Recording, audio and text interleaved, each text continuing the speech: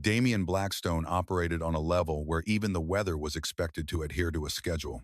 As the CEO of Blackstone Holdings, a global titan of sustainable technology and ethical resource management, his life was a meticulously calibrated machine of logic, precision, and control.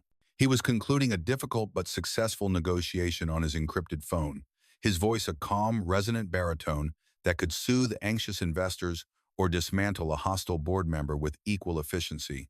He was being driven through the rolling verdant countryside, a rare foray from his urban kingdom, to finalize the acquisition of a small, innovative geothermal company.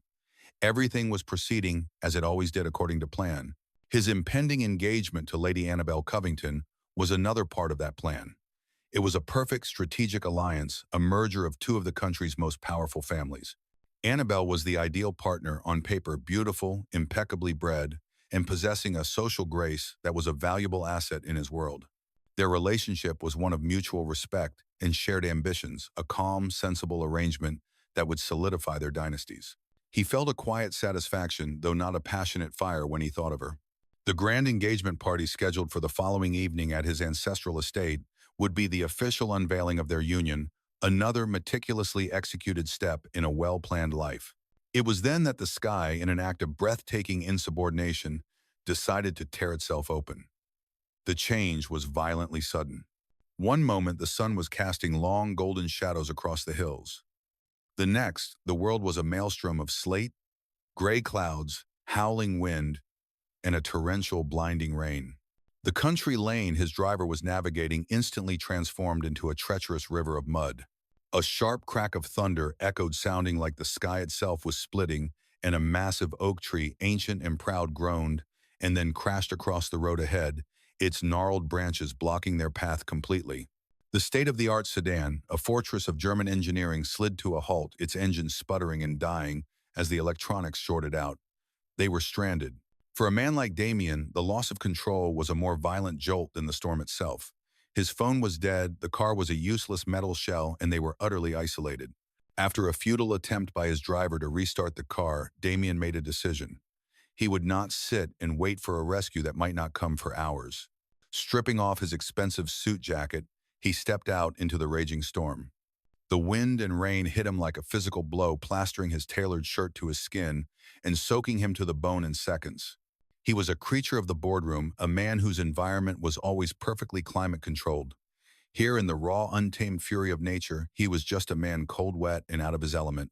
He began to walk his expensive leather shoes, sinking into the mud, his eyes scanning the violent, rain-lashed landscape for any sign of shelter. He saw a faint, flickering light a few hundred yards off the road, a tiny pinprick of warmth in the maelstrom. He stumbled towards it, his progress slow and treacherous. As he drew closer, he saw that the light was coming from a small stone and wood, building a workshop of some kind. He also saw that he was not the only victim of the storm. Another ancient tree had fallen, its massive trunk having crushed a significant portion of the building's roof, leaving a gaping wound open to the relentless downpour. He pushed open the splintered door and stepped inside, calling out to see if anyone was hurt. The scene that greeted him was one of quiet, heartbreaking devastation. The interior was a potter's studio, but it looked as if a bomb had gone off. The collapsed roof had shattered shelves, overturned tables, and sent pottery in various stages of completion crashing to the floor. The entire space was a chaotic ruin of splintered wood, broken clay, and swirling muddy water. And in the middle of it all, illuminated by the soft, flickering light of a single kerosene lamp, a lone woman was kneeling. She was not weeping. She was not screaming at the injustice of the heavens. She was working. With a focus that was both intense and deeply sorrowful, she was carefully, methodically picking through the wreckage, trying to salvage what she could. Her clothes were simple and practical now, soaked and streaked with clay. Her hair was plastered to her face. But it was her hands that captured his attention. They moved with a surgeon's precision and an artist's reverence, gently extracting a shard of a beautifully glazed vase here, a miraculously unbroken bowl there. She was not just salvaging objects. She was trying to save the pieces of her life. "Are you all right?" Damien asked, his voice sounding loud and out of place in the relative quiet of the studio. She looked up, startled, and he found himself looking into a pair of the clearest, calmest eyes he had ever seen. There was no fear in them, only a deep, weary resilience. She was wary of the stranger who had appeared in her ruined studio, this tall, imposing man in a ruined, expensive shirt, but she was not intimidated. "I'm fine," she said, her voice quiet but steady. "My workshop, however, is not." He learned her name was Alara, and that this small studio was not just her business, but her home. She lived in a small loft above the workspace. It was her entire world, and it had been shattered in a matter of minutes. As they spoke, Damien found himself profoundly moved by her composure. She spoke of her loss without a trace of self-pity, only a quiet, pragmatic sadness. He, a man who managed risk on a global scale, was humbled by the sheer, uncomplaining strength of this woman who had just lost everything. He picked up a large, unbroken piece of a shattered platter. The glaze was a stunning, complex crystalline blue, the color of a twilight sky. He was not an art expert, but he recognized the work of a master. The thought of leaving her here alone in the dark amidst the ruins of her life was an offense to the strict personal code of honor that governed his life. His plans, his schedule, his impending engagement, they all seemed to recede, rendered insignificant by the raw, immediate reality of this woman's plight. Against all logic, against every carefully calibrated plan for the next 24 hours, he made an impulsive, life-altering offer. "You can't stay here," he said, his tone leaving no room for argument. "Come with me. To the city. My house is large, and it is empty. You can stay there as my guest until you can get back on your feet." She looked at him, her clear eyes searching his face, trying to understand this incredible offer from a complete stranger. She was hesitant, her pride warring with the devastating reality of her situation. She had no family, no savings to speak of, and now no home.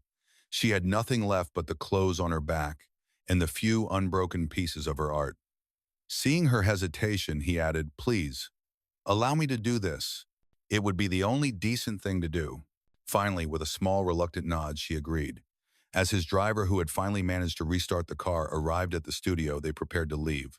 Alara took one last look at the wreckage of her life, then turned and walked out into the now subsiding storm toward a future that was as uncertain and as tumultuous as the weather itself. The journey back to the city was a jarring transition between two worlds. As the powerful sedan left the rain-washed countryside behind, Damien's world of relentless connectivity reasserted itself. His phone, now charged, began to buzz with a ceaseless torrent of messages and alerts regarding the upcoming engagement party and the delicate corporate maneuvering that surrounded it. He was once again Damien Blackstone, the CEO, his voice becoming the crisp, commanding instrument of his trade as he spoke with his chief of staff. Beside him, Alara was a pool of profound silence, her hands resting in the lap of her simple borrowed clothes from the car's emergency kit. She watched the rural landscape melt into sprawling suburbs and then into the towering steel and glass canyons of the city, her expression calm and unreadable. The Blackstone estate was not a house. It was a dynasty cast in stone and ivy. It stood on a hill overlooking the city, a magnificent, sprawling structure of old-world grandeur and modern minimalist extensions. As they swept through the wrought iron gates and up the long, winding driveway, Alara felt a sense of profound dislocation. Her small, ruined workshop could have fit comfortably inside the mansion's grand foyer. The staff, led by a formidable and impeccably dressed housekeeper named Mrs. Gable, greeted them at the door. Their professional poise didn't falter, but Alara could feel their collective unspoken question as their eyes swept over her simple attire and the lingering traces of mud on her boots. "Mrs. Gable," Damien said, his tone shifting from the commanding CEO back to the lord of the manor. "This is Miss Alara Vance. She is my guest. Her home was unfortunately destroyed in the storm.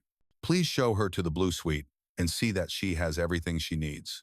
He was polite, kind even, but a certain detachment had settled over him. He was a man with 1,000 details to manage 1,000 pressures to balance. The compassionate stranger from the storm was already being subsumed by the demands of his life. He gave Alara a brief, reassuring nod before being immediately drawn away by an urgent call. The Blue Suite was a place of breathtaking, impersonal luxury. It was larger than her entire former home, decorated in serene shades of cream and sapphire, with priceless antiques and a bed so large it felt like a small continent. A walk-in closet was already stocked with a curated selection of designer clothes in her approximate size, a testament to the terrifying efficiency of the Blackstone household. Alara walked through the silent, opulent rooms, touching the cool, smooth surfaces of the polished wood and silk. She felt like a simple earthenware pot that had been mistakenly placed on a shelf full of delicate, priceless crystal. She was overwhelmed not by the wealth, but by the profound, soul-crushing silence of it all. Lady Annabel Covington did not arrive. She made an entrance. She swept into the mansion later that afternoon, a whirlwind of expensive perfume, rustling silk, and sharp, authoritative commands. "The floral arrangements for the West Terrace are completely unacceptable," she announced to a beleaguered-looking event planner, her voice echoing in the grand hall. "I specified Casablanca lilies, not stargazers. See to it that they are replaced immediately." She was the epitome of high society perfection, from her flawlessly styled blonde hair to the impossible height of her designer heels. She was a woman who was accustomed to her world bending to her will, and she was here to ensure that her engagement party would be a flawless testament to her own impeccable taste. She discovered Alara's presence by chance, finding her in the mansion's vast library, where Alara had sought refuge among the quiet, leather-bound books. Damien, having just finished a conference call, was with her. "Annabelle, darling," he said, moving to kiss her cheek. "I'd like you to meet Alara Vance. She was caught in the storm last night. I've invited her to stay with us for a few days until she can make other arrangements." Annabelle's perfectly manicured smile was a work of art, a brilliant, dazzling facade that did not even remotely touch the Arctic chill that entered her eyes. "Oh, you poor dear thing," Annabelle cooed, turning the full force of her performative sympathy on Alara. "To be caught in that dreadful storm, how utterly terrifying for you. Damien, my love, you are a saint for taking her in." Her words were a cascade of perfect charitable sentiment, but her eyes, cold and analytical, were conducting a swift and brutal calculus, assessing Alara from head to toe. Her gaze lingered for a fraction of a second too long on Alara's simple borrowed clothes, a silent, damning judgment that was more potent than any insult. The first cracks in her porcelain facade began to show almost immediately. As Damien explained the situation with Alara's destroyed workshop, Annabelle placed a perfectly manicured hand on his arm, her touch a subtle act of possession. She turned to him but pitched her voice in a conspiratorial whisper that was deliberately meant for Alara to overhear. "Darling, of course it was the right thing to do. But are you sure this is wise? The night before our engagement party, with all these people coming and going, it could be complicated." The implication was clear. Alara was a complication, an unsightly problem that had appeared at the most inopportune of moments. Then she turned back to Alara, her smile now tinged with a patronizing condescension. "You must be completely overwhelmed by all this," she said, her gesture encompassing the magnificent two-story library. "It must be very different from your life in the country." The slight pause, the subtle emphasis, was a masterstroke of social cruelty designed to instantly establish Alara as an outsider, a simple, rustic creature who had stumbled into a world far beyond her comprehension. Damien was not a fool. He was a man who had built an empire on his ability to read people, to see past their words to their true intentions. He watched the entire brief interaction with a growing sense of disquiet. He saw the cold assessing glint in Annabelle's eyes that belied her sympathetic words. He heard the subtle dismissive condescension in her tone. He had always known Annabelle was fiercely protective of her social standing, but he had mistaken it for ambition. Now for the first time he was seeing a hint of a different, uglier quality, a petty elitist cruelty that he found deeply disappointing. He had expected grace from the woman he was about to marry. What he was witnessing was a subtle but unmistakable territorial aggression. The perfect polished woman he thought he knew was suddenly showing a hairline crack, and he couldn't help but wonder what lay beneath the surface. The day of the engagement party dawned, and the Blackstone mansion transformed from a quiet, stately home into a bustling, high-stakes theater of operations. Armies of florists, caterers, and musicians swarmed the grounds, their every move orchestrated by the flawless, formidable will of Lady Annabel Covington. She was in her element, a radiant, demanding general marshaling her forces for the social event of the season. She moved through the chaos with an effortless grace, her voice a calm, melodic instrument of command that brooked no argument. Every detail, from the exact shade of the roses to the vintage of the champagne, was subjected to her exacting scrutiny. This party was not just a celebration, it was a coronation, and she was its queen. Amidst this whirlwind of activity, Alara felt more like a ghost than ever before. She made herself as small and as invisible as possible, seeking refuge in the quiet corners of the vast house, a silent observer of a world she could not comprehend. She found a measure of peace in the sun-drenched solarium, a glass-enclosed room filled with exotic plants. She sat on a small bench, her most treasured possession resting in her lap, a leather-bound sketchbook. It was the only one that had survived the storm, and within its pages were the last remaining designs from her workshop, the seeds of a future she now feared she had lost forever. It was here that Annabelle found her. She entered the solarium holding two delicate flutes of champagne, her smile a brilliant predatory slash of red. "There you are," she exclaimed, her voice a cascade of false cheerfulness. "I was looking for you. I thought you might like to join me for a celebratory glass." She extended a flute to Alara, who hesitated before accepting.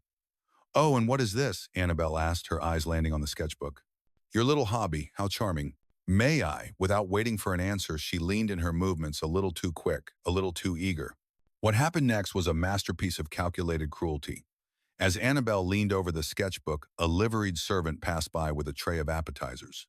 Annabelle's arm jolted as if she had been accidentally jostled, and the contents of her flute, a full measure of dark ruby-red liquid, cascaded directly onto the open page of Alara's sketchbook. The wine instantly soaked into the thick paper, a bleeding crimson stain that obliterated a complex, intricate design for a ceremonial urn. "Oh heavens!" Annabelle gasped, her hand flying to her mouth in a perfect pantomime of shock. "You clumsy man!" she snapped at the terrified servant before turning back to Alara. "Oh, my dear, I'm so dreadfully sorry. Look what he made me do to your drawings." Alara stared at the ruined page, her heart a cold, heavy stone in her chest. The design was irreplaceable, the culmination of weeks of work. She felt the sting of tears, but she refused to let them fall. She looked up at Annabelle and saw for a fraction of a second past the flawless mask of apology to the flicker of triumphant satisfaction in her eyes. Alara simply closed the sketchbook, the wet pages making a soft, sad sound. "It was an accident," she said, her voice quiet but imbued with a dignity that was in itself an accusation. Later that afternoon, Annabelle insisted with the force of an imperial decree that Alara must attend the party. "You simply must come," she declared. "Hiding away in your room would be terribly rude to Damien. You are his guest after all." She framed it as an act of inclusive kindness, but it felt like a summons. She led Alara to her own personal closet, a room the size of a small boutique, filled with a breathtaking collection of couture gowns. "We must find you something to wear," she said, her voice dripping with magnanimity. She bypassed a dozen simple, elegant dresses that would have suited Alara perfectly. Instead, her hand landed on a gown of vibrant, almost garish fuchsia silk. It was a beautiful dress, but it was designed for a woman with a different figure, a different complexion, a different soul. It was a size too small in the shoulders and a shade too bright, a dress designed to make its wearer the center of attention in a way that would be deeply uncomfortable for a woman of Alara's quiet nature. "This is it," Annabelle trilled. "It will be absolutely perfect on you." She was not offering a gift. She was choosing a costume for her own personal amusement. Damien had been observing the day's events from a distance, his mind a quiet, analytical machine. He had seen the accident in the solarium from across the lawn, and his sharp eyes had not missed the subtle, almost imperceptible way Annabelle had initiated the contact with the servant. He had seen the flash of triumph in her eyes, a look he had seen 1,000 times in the boardroom just before a hostile takeover. Now, when he saw the garish, ill-fitting dress that Annabelle had chosen for Alara, the pattern became undeniable. These were not accidents. They were targeted strategic attacks. He found Alara in her suite, staring at the ruined page in her sketchbook, her shoulders slumped in a rare moment of defeat. He felt a surge of a protective anger, so potent it surprised him. "I am sorry for what Annabelle did," he said, his voice low. "It was not an accident." Alara looked up, surprised by his directness. "She sees you as a threat," he continued, thinking aloud, analyzing the situation as he would a business competitor. "Your talent, your composure, it frightens her." In that moment, a quiet, unspoken alliance was formed between them, a shared understanding of the woman they were both now observing. As the first guests began to arrive, their expensive cars crunching on the gravel driveway, Damien saw Alara emerge from her room. She was wearing the fuchsia dress. It was as Annabelle had intended, a size too tight, its vibrant color clashing with her quiet grace. She looked like a beautiful caged bird forced into a plumage that was not her own. Annabelle, standing beside him, gave a small, triumphant smile. But when Damien looked at Alara, he did not see an awkward, out-of-place country girl. He saw a woman of immense dignity, enduring a petty humiliation with a strength that Annabelle, in all her polished perfection, could never hope to possess. The porcelain facade of his fiancée was not just cracking, it was beginning to crumble, revealing the ugly common clay beneath. The engagement party was a dazzling, suffocating spectacle of wealth and power. Ilara, trapped in the garish fuchsia dress, felt like an unwilling performer in a play she hadn't auditioned for. She endured the polite, condescending questions and the curious, pitying stares for as long as her dignity would allow. Annabelle, a radiant and triumphant hostess, would occasionally drift by to pat her on the arm, a small proprietary gesture that was both a public display of her supposed kindness and a private reminder of Ilara's subordinate status. As soon as was politely possible, Ilara slipped away from the glittering crowd, the sound of the string quartet, and the clinking of champagne glasses fading behind her as she escaped into the cool, quiet darkness of the gardens.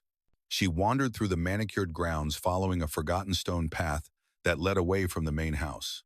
It was there, half hidden by overgrown ivy and shadowed by ancient oak trees, that she found it, a small, dilapidated outbuilding with a crumbling brick chimney. Peeking through a grimy window, she saw the ghost of a potter's studio.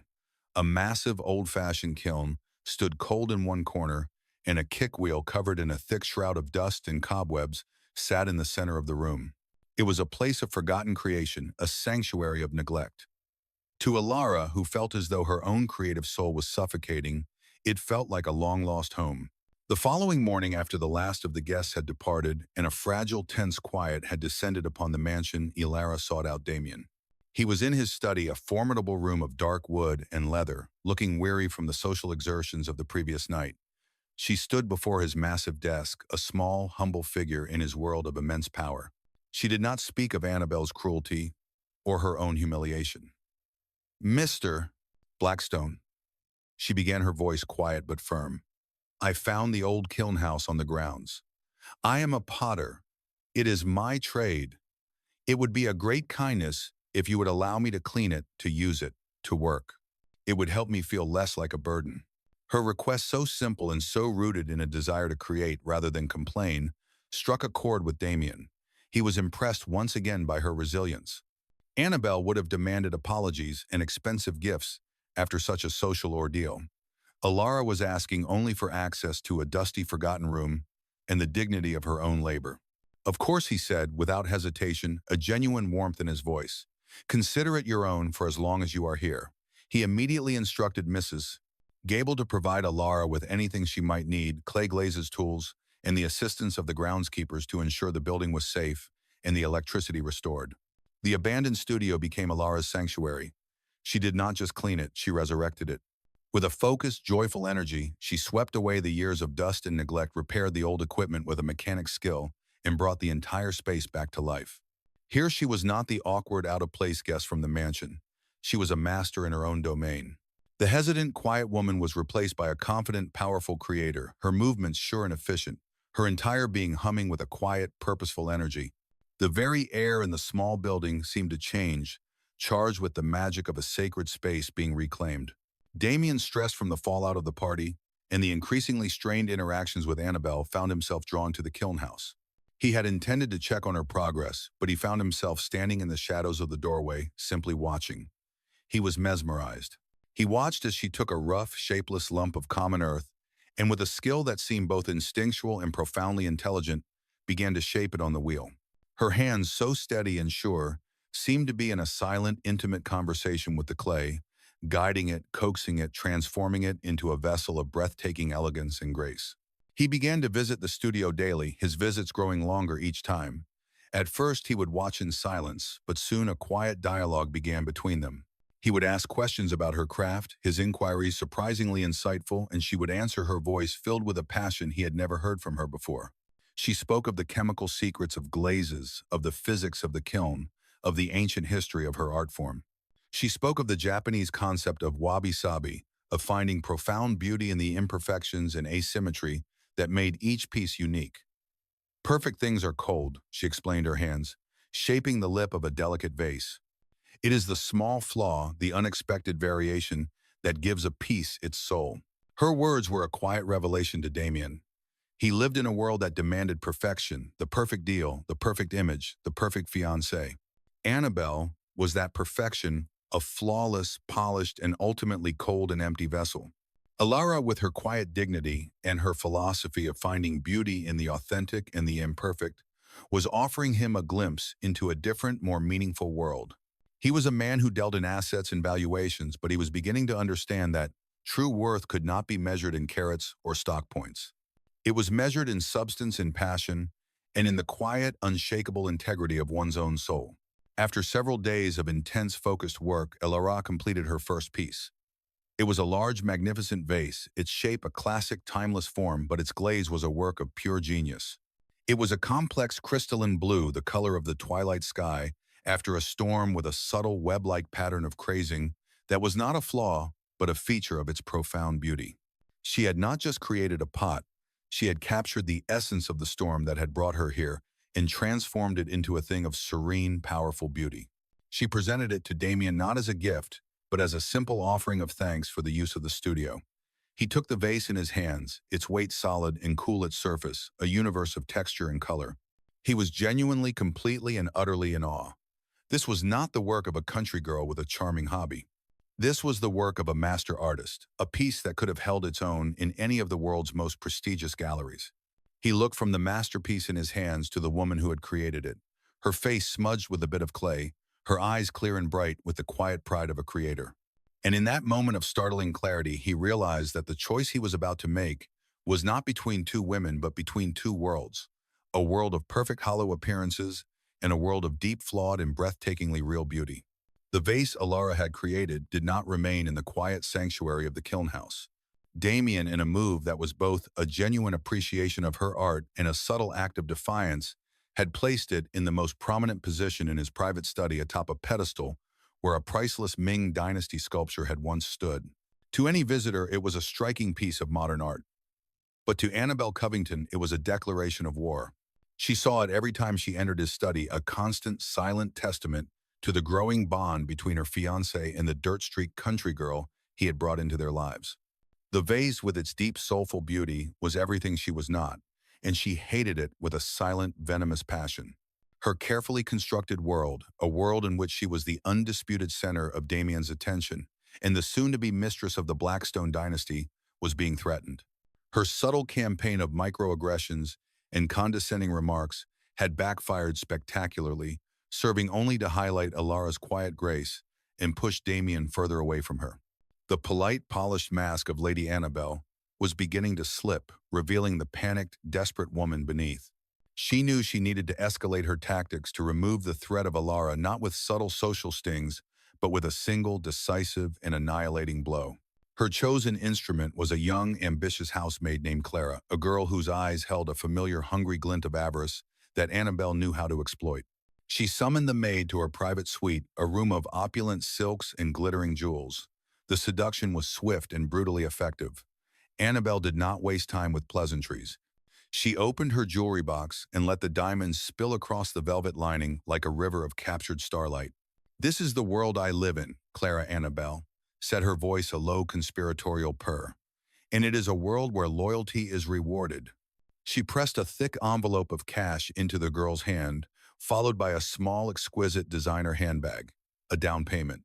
"There will be much more once I am Mrs. Blackstone." The plan she laid out was simple in its design and breathtaking in its cruelty. The centerpiece was the engagement necklace Damien had given her, a magnificent, flawless diamond suspended on a platinum chain, a Blackstone family heirloom. "Tonight, after I have gone to bed, you will take the necklace from my jewelry box," Annabel instructed, her voice a cold whisper. "You will take it to the blue suite. You will hide it somewhere in that woman's belongings. In the pocket of her drab little jacket, perhaps. Be discreet. Be quick. And then you will forget this conversation ever happened." Clara, her eyes wide with a mixture of fear and greed, could only nod the weight of the cash-filled envelope in her hand, a powerful and persuasive argument. Later that night, long after the great house had fallen silent, Clara moved like a ghost through the darkened hallways. Her heart hammered against her ribs, a frantic, terrified drum. She slipped into Annabel's suite, the opulent room filled with the scent of her mistress's expensive perfume. With trembling hands, she retrieved the diamond necklace. The stone was cold and heavy, a star of pure ice that seemed to burn her skin. Under the pretense of delivering a fresh set of towels to the blue suite, she entered Alara's room. Alara was asleep, her breathing soft, and even her face in repose, looking young and vulnerable. For a moment, a flicker of guilt pierced through Clara's greed. She quickly extinguished it, slipped the cold, heavy necklace into the pocket of a simple woolen jacket hanging in the closet, and fled back into the shadows. The performance began the next morning on the very day of the engagement party. A theatrical, blood-curdling scream echoed from Annabel's suite, bringing Mrs. Gable and two other servants running. They found Annabel by her open, ransacked-looking jewelry box, a perfect picture of distraught, violated nobility. "It's gone," she cried, her voice choked with perfectly feigned sobs. "My engagement necklace. The black stone necklace. It's been stolen." She created an immediate swirling vortex of panic and suspicion, her eyes darting around the room as if a violent intruder had just fled. She allowed the chaos to build for a few minutes before she turned to Damien, who had been summoned by the commotion, her eyes wide with a dawning calculated horror. "Darling," she whispered, her voice trembling. "Nothing like this has ever happened in this house, ever. The staff have all been with your family for years." She paused, letting the implication hang in the air. "It's the only thing that makes sense. We don't know anything about her. This, Alara. She comes from nothing.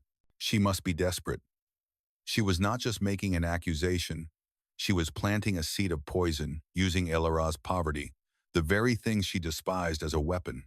Damien's face was a mask of stone, his expression unreadable. His every instinct, his every observation of Elara's character, screamed that this was impossible. But the accusation, the theft of a priceless family heirloom, was too serious to be dismissed. Annabel, seeing his hesitation, pressed her advantage. "We have to search her room, Damien," she insisted, her voice now a plea of a heartbroken victim. "It's the only way to be sure. To clear her name, of course." Reluctantly, feeling a profound sense of distaste, Damien agreed. The search was a short, brutal affair. Annabel led the way to the Blue Suite, a righteous avenger, leading them to the den of the guilty. She directed Mrs. Gable with a sharp, insistent finger. "Check the closet. Check her pockets. A desperate person would hide it somewhere close." Mrs. Gable, her face grim, reached into the pocket of the simple woolen jacket. Her fingers closed around the cold, hard facets of the necklace. She withdrew her hand, and the magnificent diamond lay glittering on her open palm, a silent, damning verdict. "I knew it," Annabel gasped, collapsing into Damien's arms in a flood of triumphant tears. Alara was summoned. She entered the room to find a silent, accusatory tableau. Annabel weeping in Damien's arms. Mrs. Gable holding the glittering necklace, and the rest of the staff staring at her with a mixture of shock and contempt. When she saw the necklace, her face registered not guilt, but a pure, uncomprehending bewilderment. "I have never seen that before in my life," she said, her voice quiet, but with the clear, unwavering ring of truth. She looked from the necklace to Annabel's tear-streaked, victorious face, and in that instant she understood the full, vicious scope of the trap that had been laid for her. She was a pawn in a game she had not even known she was playing, and she had just been sacrificed. The air in the Blue Suite was thick with the poison of accusation. Annabel, having achieved her desired result, clung to Damien's arm, her body trembling with perfectly feigned sobs of relief and violation. "Oh, Damien, thank God," she whispered loud enough for everyone to hear. "I feel so vindicated, but so dirty. To have a thief in our home." She expertly positioned herself as the victim, her performance flawless. She looked at Alara with eyes that were a perfect mixture of pity and contempt. "We must call the police immediately," she insisted, pushing for the final public humiliation that would cement Alara's fate and remove her from their lives for good. Alara stood her ground amidst the silent, condemning stares of the household staff. She did not cry. She did not plead or protest her innocence with frantic denials. She simply stood a pillar of quiet, unshakable dignity and held Damien's gaze. "I did not take it," she said, her voice quiet, but carrying the unmistakable weight of truth. The simplicity of her statement, her refusal to engage in the theatrics of the moment, was a more powerful defense than any impassioned speech could have ever been. She was placing her entire fate, her character, her freedom in his hands. This was the moment of reckoning for Damien. The man he had been just a few days ago, the man who moved through life according to a carefully calibrated plan of strategic alliances and social expectations, would have sided with his fiancée without a second thought. It was the logical, sensible, and socially defensible choice. But that man had been irrevocably changed by the quiet, substantive presence of the woman who now stood accused. He looked at Annabelle's flawless tear-streaked performance, and for the first time he saw the subtle practiced artifice in it. He looked at Ilara's pale, shocked but resolute face, and he saw only a profound, unwavering integrity. With a decision that stunned everyone in the room, most of all his fiancée Damien gently but firmly extricated his arm from Annabelle's grasp. "There will be no police," he said, his voice, a low, calm command that instantly cut through the tension. "This is a private matter concerning my guest and my fiancée. I will handle it myself." He was no longer a passive observer in the drama. He was taking absolute control. He turned to Mrs. Gable. "Please secure the necklace in my study safe. The rest of you return to your duties for the party." He then looked at the two women. "Annabelle, please wait for me in the drawing room. Ilara, if you would be so kind as to wait in the library. I will speak with each of you presently." Alone with Annabelle in the opulent drawing room, Damien's demeanor shifted. The comforting fiancé was gone, replaced by the cold, analytical CEO. He did not sit beside her on the sofa. He stood before the fireplace, his posture imposing his questions, sharp and precise. "Tell me again, Annabelle, exactly when you first noticed the necklace was missing."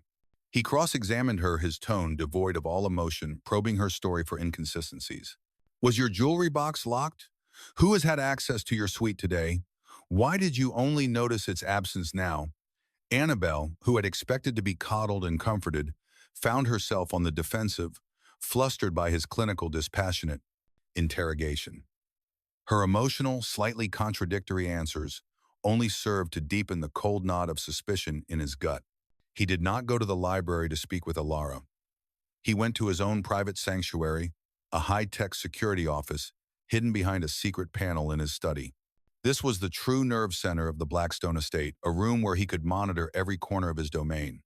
He sat before a bank of monitors and with a few keystrokes began his own silent, meticulous investigation. He pulled up the complete time-stamped security logs from every camera in the mansion for the preceding 24 hours. He was a man searching for a single, anomalous data point in a sea of information, and he was the best in the world at his job. He found it in less than 20 minutes. The footage was from a discreet camera in the upstairs hallway, timed at 2:14 a.m. It showed the housemaid Clara exiting Annabelle's suite. This was not unusual. But 5 minutes later at 2:19 a.m., the same maid was seen entering the hallway that led to the blue suite. She was carrying a stack of towels, a perfect cover for her movements. She emerged less than a minute later, her expression nervous, her eyes darting around the empty corridor. Damien's mind, always processing, always connecting, cross-referenced the staff payroll. He found the record of a large anonymous cash transfer made to Clara's personal account just 2 hours ago, authorized by Annabelle's private financial manager. The web of whispers had become a chain of irrefutable evidence. He summoned the maid to his study. The young woman entered, her face pale with a mixture of greed and terror. Damien did not raise his voice. He did not accuse. He simply presented the facts with the cold, brutal precision of a prosecutor. He played the security footage on a large screen. He displayed the record of the bank transfer. "The penalty for grand larceny and perjury is a minimum of 5 years in prison, Clara," he said, his voice quiet. "However, the penalty for conspiring to commit fraud against a Blackstone is something I would have to invent. Your cooperation is your only available option." Faced with the undeniable proof and the terrifying unspoken threat in his voice, the girl crumbled. In a torrent of hysterical, weeping words, she confessed to the entire plot. She told him how Annabelle had bribed her, how she had promised her a life of luxury, how she had coached her on what to do. She recounted every detail of the sordid, petty conspiracy, from the planting of the necklace to the feigned shock of its discovery. Damien recorded the entire confession on a hidden device, his face a mask of cold, controlled fury. He dismissed the sobbing, terrified maid, leaving her fate to be decided later. He sat alone in the deep silence of his study, the tablet containing the recorded confession resting on the polished desk before him. He had the truth. The rage he felt was not hot and explosive, but a cold, dense, and infinitely dangerous singularity. The woman he had promised to marry, the perfect polished scion of high society, was a common criminal, a spiteful, manipulative liar who had tried to destroy an innocent woman for her own petty territorial games. He now understood with a terrifying and absolute clarity exactly what he needed to do. The engagement party that evening would proceed as planned, but it would not be a celebration. It would be an execution. Damien sat in the deep silence of his study, the digital tablet containing Clara's confession resting on the desk like a piece of unexploded ordnance. He did not feel the hot, chaotic rage he had expected. Instead, a profound and chilling clarity settled over him. It was the same feeling he experienced in the final moments before a hostile takeover, a state of absolute focus where all emotion was stripped away, leaving only the cold, hard calculus of the truth. And the truth was this: the woman he was set to marry, the person with whom he was to merge his life and dynasty, was a common criminal, a petty and vindictive creature devoid of honor. He began to reevaluate their entire 2-year relationship through this new unforgiving lens. He replayed countless memories, each one now tinged with a sinister new meaning. Her casual cutting remarks about the new money in their social circle, her possessive anger over his business trips, her flawless ability to charm his family while subtly undermining his staff. He had seen these as the quirks of a proud, ambitious woman. He now saw them as the consistent, calculated maneuvers of a deeply insecure and morally bankrupt individual. He felt no heartbreak, no sense of personal loss. What he felt was the profound, icy disappointment of a CEO who had made a catastrophic miscalculation in a critical merger. He summoned her to his study with a terse, impersonal message delivered by Mrs. Gable. Annabelle swept in moments later, her face a perfect mask of concerned, wifely duty. She had clearly recovered from her earlier distress and was now ready to reap the rewards of her successful scheme. "Darling, is everything all right?" she asked, her voice a soft, sympathetic purr. "Have you decided what to do with that unfortunate girl? I do hope you don't intend to be too harsh. Though, of course, a lesson must be taught." She was already positioning herself as the voice of magnanimous yet firm justice. Damien remained seated behind his massive mahogany desk, his posture relaxed, his face unreadable. He gestured to the chair opposite him. "Sit down, Annabelle. I would like to hear your account of this morning's events one more time. From the beginning. Be as detailed as you can." Believing he was merely doing his due diligence and confident in the perfection of her own lies, Annabelle launched into her performance. She recounted her story with the skill of a seasoned actress, her voice trembling with remembered fear, her eyes welling with crocodile tears, as she described the violation of discovering her precious necklace was gone. It was a masterful, convincing tale. Damien listened to the entire sordid fiction without interruption. When she had finally finished dabbing a silk handkerchief at her dry eyes, he did not respond. He simply reached for the tablet on his desk, turned it to face her, and pressed play. The high-definition screen came to life with the weeping, terrified face of the maid Clara. Her voice, tinny but perfectly clear in the silent room, filled the air, recounting in painstaking, sordid detail every step of the conspiracy: the bribe, the instructions, the planting of the necklace, the feigned scream. The transformation in Annabelle was a sight to behold. Her perfectly composed face, a moment before a mask of tragic victimhood, seemed to melt. The feigned sorrow in her eyes was replaced by the raw, feral panic of a trapped animal. Her skin went pale, a stark, chalky white against her crimson lipstick. She stared at the screen, at the irrefutable digital proof of her undoing. And for a moment she was utterly, completely silent, her lies and her world crumbling to dust around her.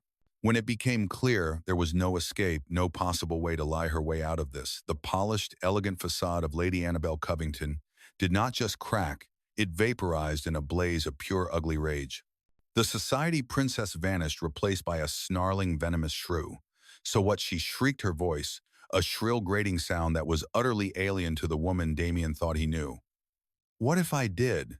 That little nobody deserved it. Dragged in here off the street, covered in mud, playing the sad little victim. She is nothing. A piece of dirt you foolishly brought into my home."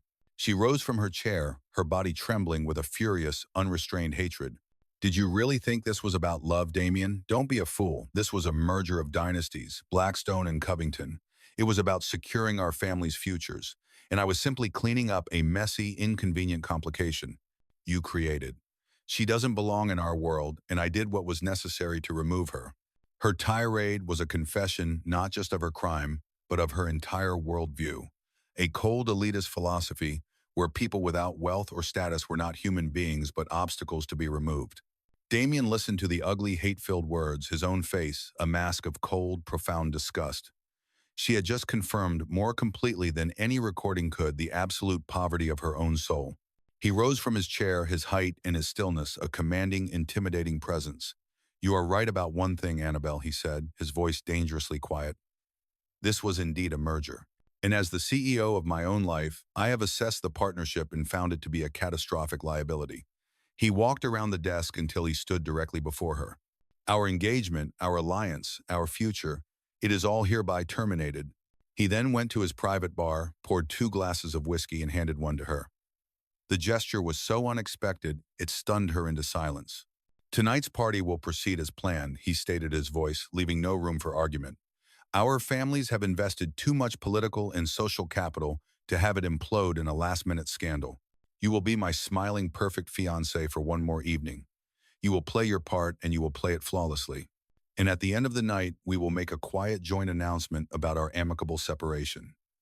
Is that clear? Annabelle, trapped and utterly defeated, could only nod. After dismissing her, Damien went to the library.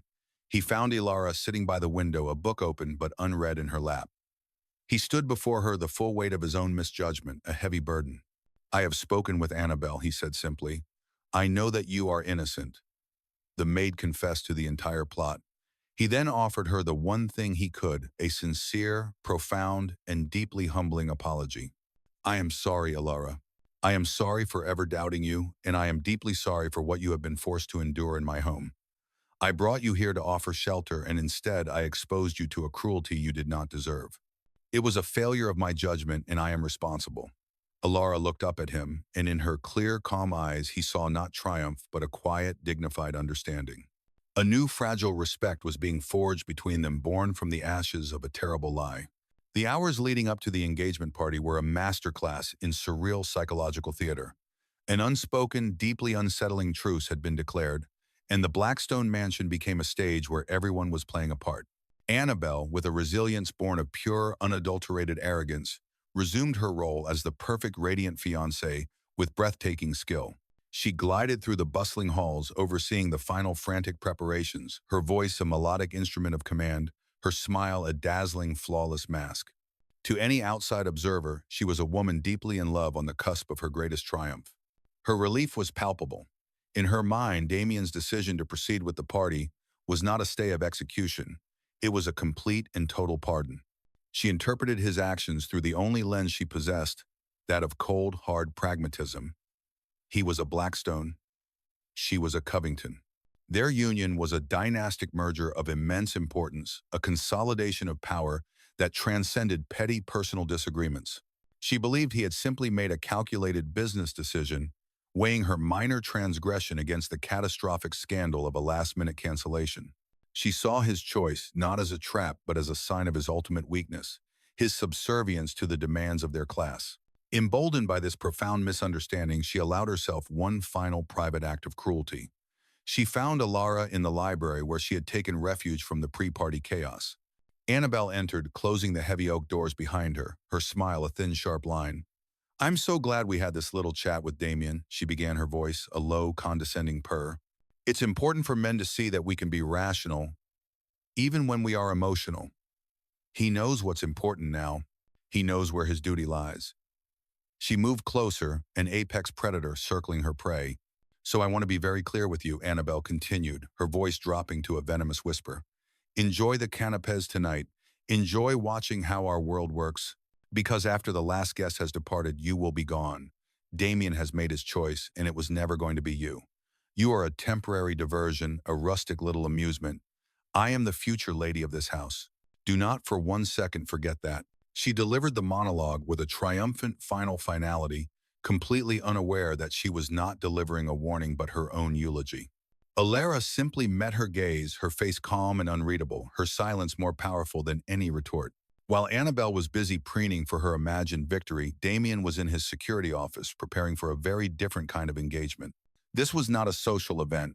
It was a meticulously planned corporate execution, and he was treating it with the same ruthless efficiency. He met with his head of security, a former military intelligence officer, and his personal legal counsel. The agenda was not canapés and floral arrangements, but fallout containment and media strategy. He was preparing for the war he was about to declare on the Covington dynasty. As soon as the announcement is made, the Covington family will retaliate. Damien stated, his voice a calm, strategic command.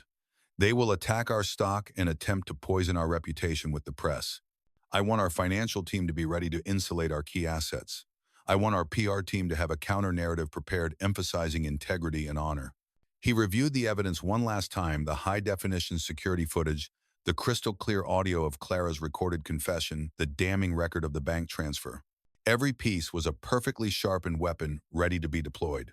Just before the first guests were scheduled to arrive, he found Elara in the quiet solitude of the kiln house. She was dressed in a simple, elegant dark gray dress that Mrs. Gable had found for her a color that made her stand out without shouting. She was looking at the beautiful twilight blue vase she had created, her expression thoughtful. "You don't have to do this," he said quietly, standing in the doorway.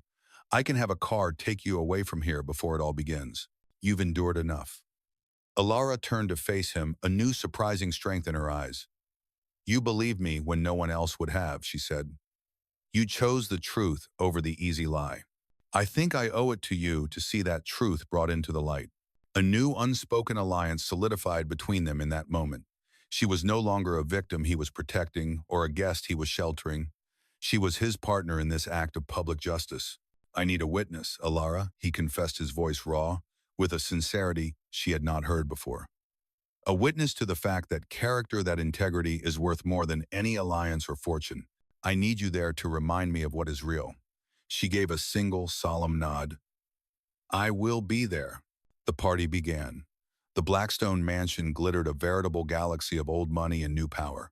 Senators mingled with tech billionaires and foreign dignitaries chatted with famed artists. At the grand entrance, Damien and Annabelle stood side by side, a portrait of the perfect power couple. Annabelle was radiant, her smile brilliant, her laughter a musical sound that charmed everyone she greeted. She was at the absolute apex of her triumph, basking in the light of her impending victory, completely and blissfully unaware of the guillotine that was being polished just for her. Damien played his part flawlessly, his charm as smooth as the vintage champagne being served, but his eyes held a cold, dangerous light that only Elara, watching from a quiet, distant corner of the grand hall, could recognize. The orchestra played, the champagne flowed, and the low hum of powerful conversations filled the air. After an hour of mingling, the moment came. The head butler gently tapped a glass, calling for silence. Damien gracefully ascended the small stage at the front of the ballroom to make the traditional engagement speech. A hush fell over the crowd. He stood at the lectern, looking out at the sea of expectant faces, his gaze finally coming to rest on Annabelle, who stood near the front, her face upturned, her expression one of pure, adoring love. The trap was set. The audience was seated. The performance was about to begin. A hushed, expectant silence fell over the grand ballroom as Damien Blackstone approached the lectern. Hundreds of pairs of eyes, representing a significant portion of the nation's wealth and power, were fixed upon him. In the front row, Annabelle Covington beamed, her face a perfect portrait of a radiant, adoring fiancée. She smoothed the silk of her couture gown, ready for her moment of triumph, the public crowning that would solidify her place at the apex of society. Her father, Lord Covington, a man whose face was a stern mask of aristocratic pride, stood beside her, looking on with paternal approval. The stage was perfectly set for a celebration. Damien looked out at the sea of faces, his own expression calm and unreadable. He began to speak, his voice amplified by the microphone, a calm, resonant force that filled every corner of the vast room. But the words he spoke were not the ones anyone was expecting. "Good evening," he began. "We are gathered here tonight to celebrate a union, a merger of two great families, a consolidation of fortunes, and the promise of a shared future." He paused, letting the conventional words hang in the air.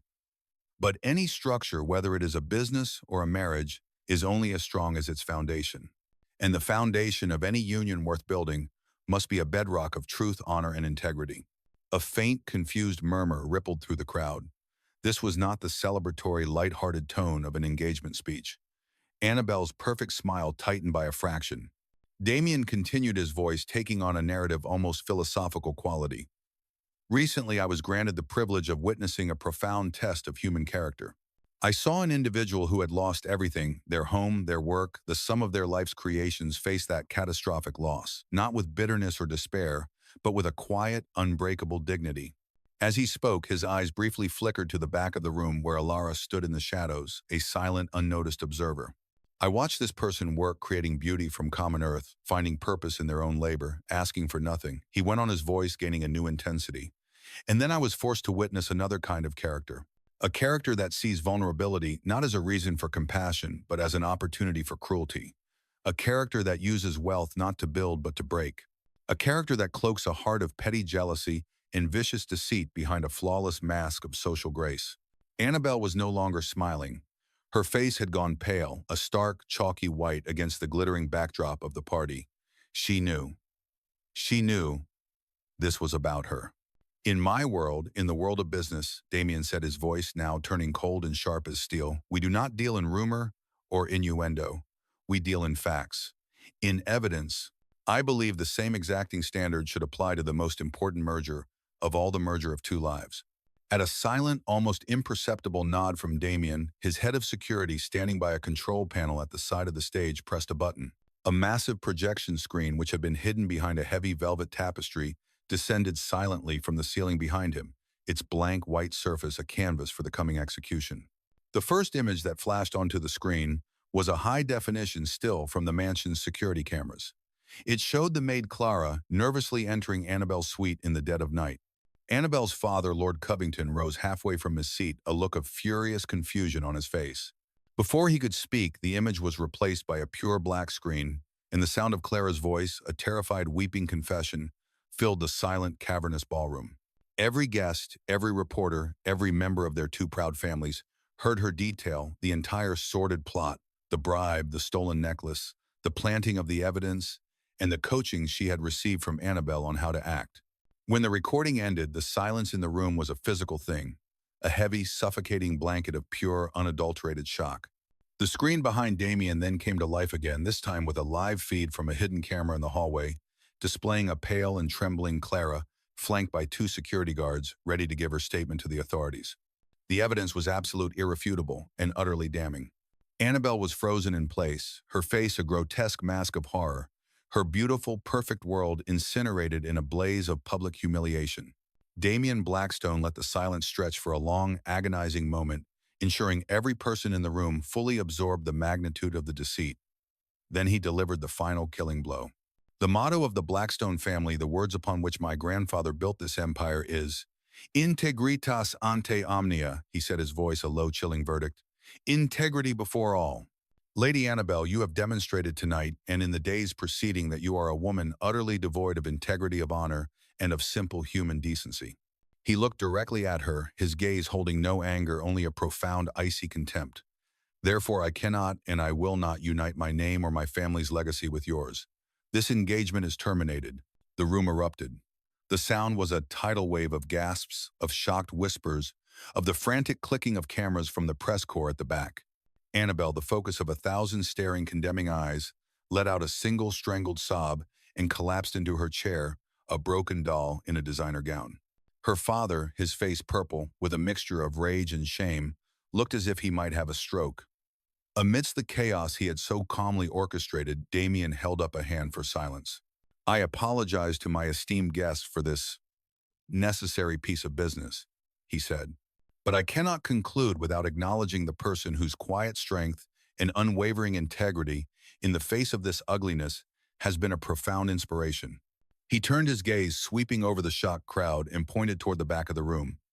A single powerful spotlight cut through the gloom, finding and illuminating the solitary figure of Alara.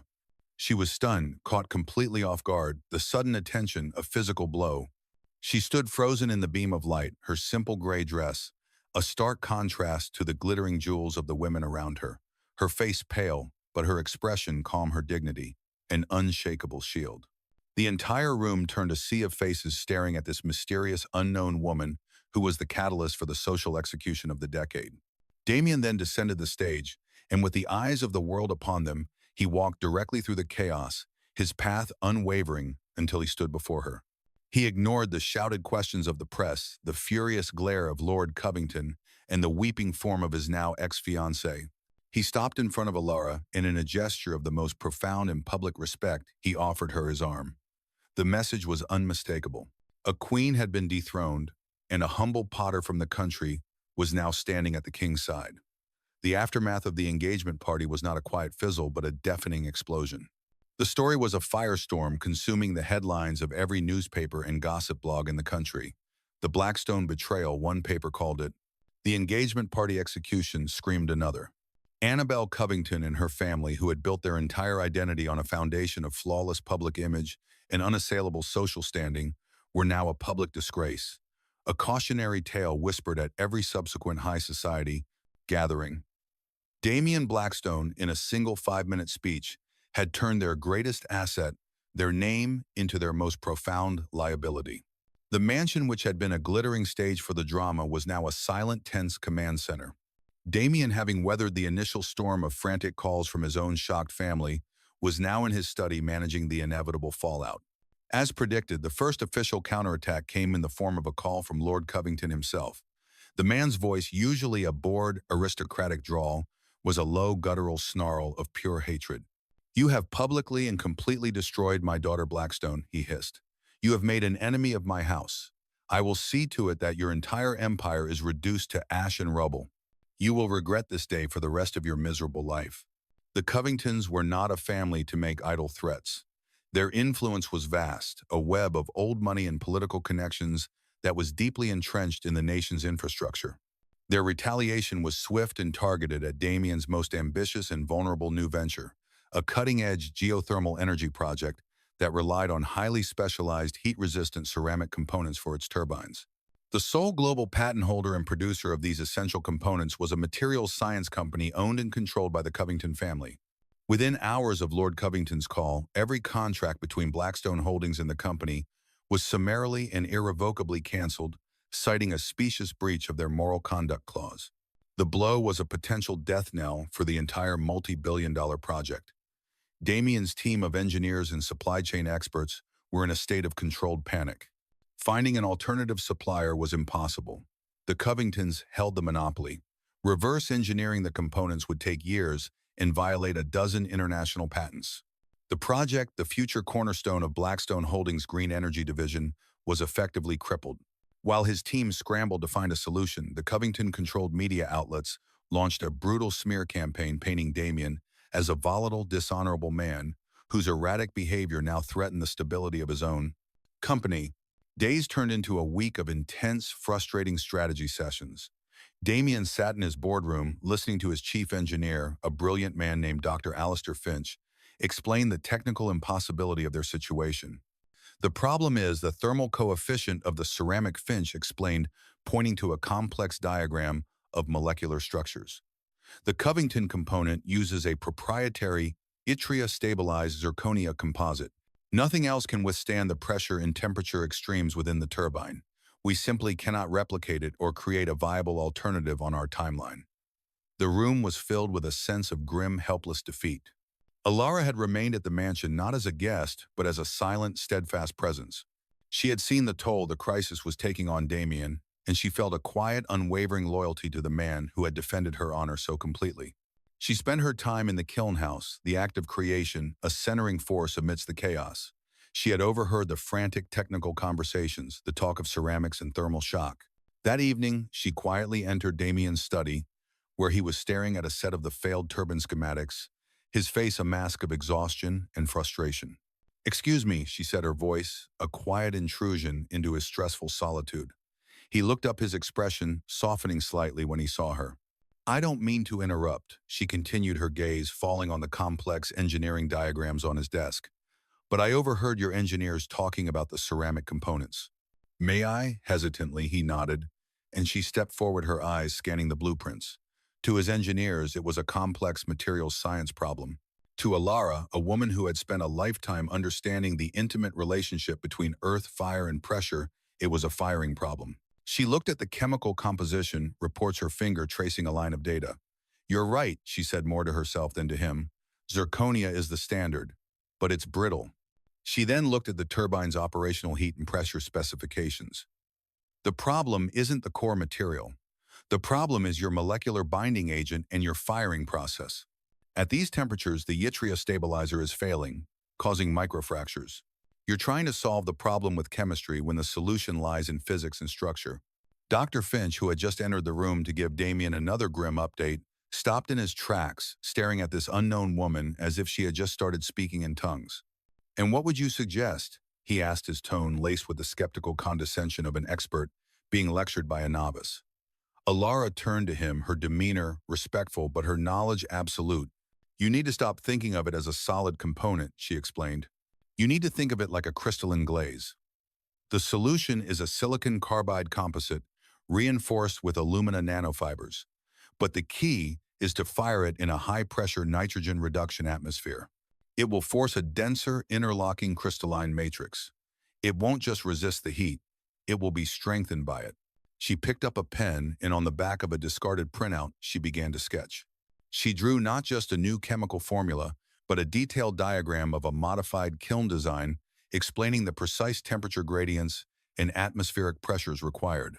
Her knowledge was not the theoretical textbook learning of an engineer, it was the deep intuitive and practical wisdom of a master artisan, a woman who understood the secrets that could be coaxed from clay and fire. She had not just identified the problem, she had provided a revolutionary, elegant, and entirely proprietary solution. A stunned, profound silence filled the room. Dr. Finch stared at the drawing, his mouth slightly agape, the condescension in his eyes replaced by a look of pure, unadulterated awe. Damien looked at Ilara, and in that moment he saw her not as the country girl he had rescued, not as the victim he had defended, but as a brilliant, powerful, and utterly astonishing force of nature. The Covington family's attack, which they had intended as a killing blow, had just inadvertently unleashed his most powerful and unexpected asset. He turned to his chief engineer, his voice ringing with a new invigorated authority. "Dr. Finch," he commanded, "get our R&D division on this immediately. Miss Vance will have anything and everything she requires." The Research and Development Lab at Blackstone Holdings, usually a place of quiet, methodical work, was buzzing with an electric, triumphant energy. Weeks of intense around-the-clock effort had culminated in this moment. Alara, who had once been an object of curiosity among the engineering staff, was now their undisputed leader, the calm, quiet center of their scientific storm. She moved with an innate authority, her deep practical knowledge of material science guiding the team of PhDs and engineers through the complex firing and composition processes she had designed. She was not just their consultant, she was their muse. The final test of the new ceramic component was a spectacle of scientific drama. Encased in a transparent high-pressure chamber, the prototype, a sleek, dark gray turbine blade, was subjected to temperatures and stresses that far exceeded the project's operational requirements. The entire team, along with Damien, watched the monitors, their breath held. The component glowed first, a dull red, then a brilliant incandescent orange, but it did not warp, it did not fracture, it did not fail. It held its integrity perfectly. When the test concluded, a spontaneous roar of applause and cheers erupted through the lab. They had not just created a replacement, they had engineered a revolution. The victory was a strategic masterstroke with far-reaching consequences. Damien, armed with a new superior and wholly proprietary technology, had completely turned the tables on his rivals. His first act was to have his legal team deliver a formal notice to Lord Covington. Not only was Blackstone Holdings proceeding with the geothermal project, but they were also filing a multi-billion-dollar lawsuit for industrial sabotage and breach of contract. Simultaneously, the full sordid story of Annabelle's conspiracy, complete with the maid's confession, was leaked to a single, highly respected investigative journalist. The Covingtons were facing not just financial ruin from the loss of their monopoly, but a public disgrace from which their family name would never recover. With the corporate war won and his enemies in full retreat, Damien's world narrowed to a single quiet room, his study, where Alara's twilight blue vase held its place of honor. The crisis was over, and he knew that her time as his guest was coming to a natural end. They stood together in the silent room, the charged, chaotic energy of the past few days, replaced by a new, uncertain calm. They were no longer patron and guest, or protector and victim. They were victorious partners, and the dynamic between them had been irrevocably and profoundly changed. He turned to her, the full weight of his own misjudgment of the danger he had carelessly brought into her life settling upon him. "Ilara," he began, his voice filled with a sincere, humbling gravity. "I brought you into my home to offer you shelter from a storm, and instead I pulled you into the heart of a hurricane. You were threatened, slandered, and your character was attacked, all because of my life and the choices I had made. For that, for my blindness to the true nature of the people around me, I am profoundly and truly sorry." His apology was not an excuse. It was a full and complete acceptance of his own failure to protect her. He then moved from the past to the future. I cannot give you back your workshop, the one the storm took, he continued, but I can help you build a new one. I want to invest in you, Alara, not as a gift, not as charity. I want to offer you a business partnership.